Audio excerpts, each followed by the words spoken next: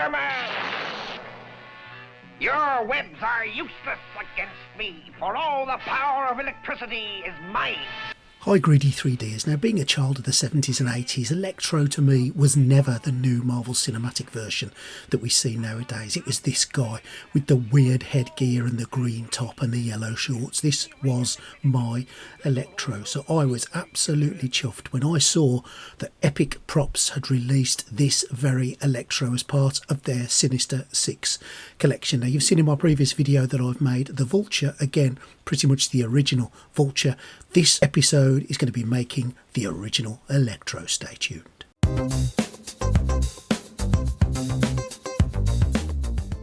I'm using some Ace Additive water washable resin to make this Electro using my Uniformation GK2. The temperatures here in the UK have been really cold when I made this, and the heater that's built into the GK2 has made this really easy. Everything is printed wonderfully, and of course now is the time to do a little bit of sanding and get some of those nubbins and gubbins off your models.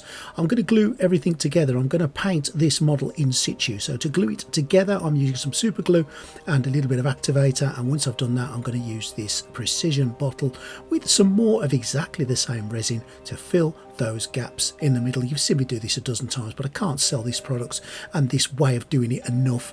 Just use a precision bottle, use a UV light, pop your resin in, cure it with your UV light, and that's the gap gone away instantly.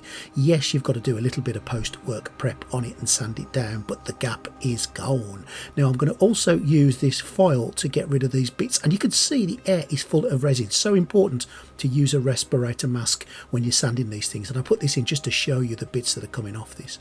Now here he is. I've given him a coat of some Army Painter skin tone, and I'm going to use some Majestic Fortress to paint his body up. I'm going to give him a couple of coats and different colours, but the majority of his uniform will be this colour as a base colour for him. Now we're going to hit it with some high tones, and I'm also going to come at it with a wash, a lower green wash, just to give it a darker tone.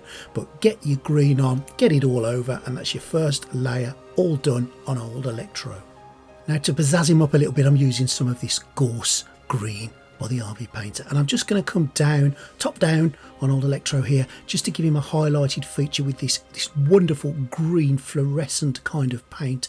Again, this is from the Army Painter. Now I'm not going to overdo this colour, I just want to give him a contrast colour. I don't want to take away from the original green. For yellow, I'm using some medium yellow from Vallejo.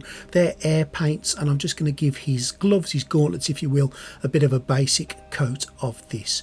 Now when we move on to his face, I'm going to show you the completed face rather than take you through step by step. It was pretty much how I always do faces. The skin tone was the same, the eyes were the same, the lips, the teeth, everything. I've used that yellow on his star on his face, and I've used both those colour greens on the back of his helmet here. It wasn't too difficult to paint, just following the normal techniques that you've seen me use many times on faces.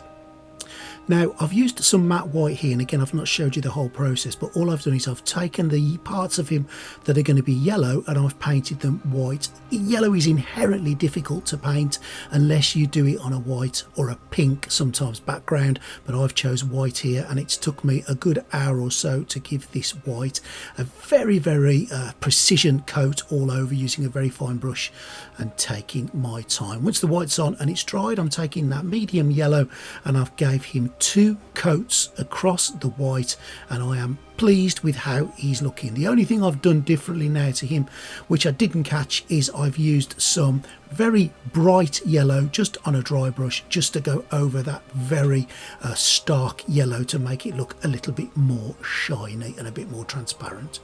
Now for the actual electrode bits, I'm using this copper paint. Again, this is an Army Painter paint, and this I'll just want to emulate some copper wiring, which I'm going to be using to make his electric-y bits, his diode thingies, and some metallic silver for the top knobbly bits on them, and they are done and really easy to do, really just a really light coat of silver. For the brickwork, I'm using some lava orange, again an Army Painter paint, and I'm going to give it a very light coat over the already blackened with Chaos Black primer base, which I printed here on the Creality K1 using a little bit of Jam J Super Plus resin. I give it a gentle coat across with this, a little bit darker in certain areas, and this is a fantastic brick colour, just what the doctor ordered. I'm using now some skeleton bone again to do some dry brushing, and you can see that I've put the model together. I've glued the bits together that need to go, so there's not much more to do in this one, but all I'm going to do is go around the edge of that brickwork with the skeleton bone just to make them look a little bit worn and aged before going over it with a little bit of soft tone. And to get it on there, I'm literally just going to squirt it on and rub it in with a nice big brush. No precision here. We want those bricks to look old and aged and worn and battered and fallen apart, so that's perfect. Now, using some of this null oil shade, I'm just going to go over the silver bits at the top just to make them look a little bit black and darkened. And once I've done that, taking some AK streaking grime, and all I'm going to do is paint some grimy streaks, grimy streaks down the brickwork, just to make it look again like it's been out in the elements. Just an added little flavour, if you will, to the base and making it look a little bit more realistic. I'm taking some dry rust now, and I'm just going to sporadically dry brush almost some of that dry rush across the bottom of the electrodes, just to make them look a little bit more interesting, and again just something else for the eye to focus on, using a toothpick for some fine lines in it. Next, I'm not going to do what was in the original, which was giddy bits that are attached to him. What I'm going to do instead is just take some basic wire. It was an old USB cable.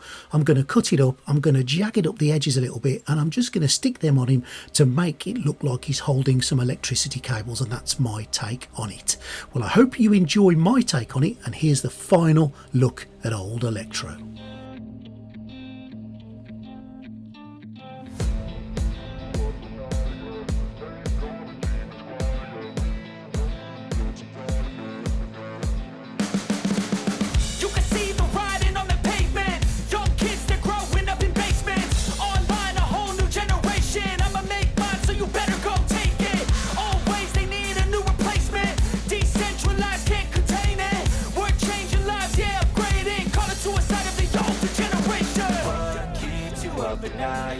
Make all the demons quiet, yeah. We were built to thrive, yeah.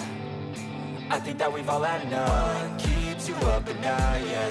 Make all the demons quiet, yeah. We were built to thrive, yeah. I think that we've all had enough. Yeah, I think that we've all had enough. Sick of dealing with the old plan. They know that we're calling it wrong. You got me like, oh yeah, I think that we've all had enough. Sick of dealing with the old plan. They know that we're calling it wrong.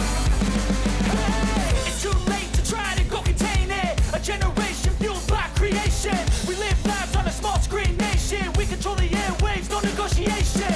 I refuse to think we need saving. Something good will come from creation. And when we think that the world is too anxious, we'll adapt, evolve, survive, and save it. What keeps you up at night, yeah.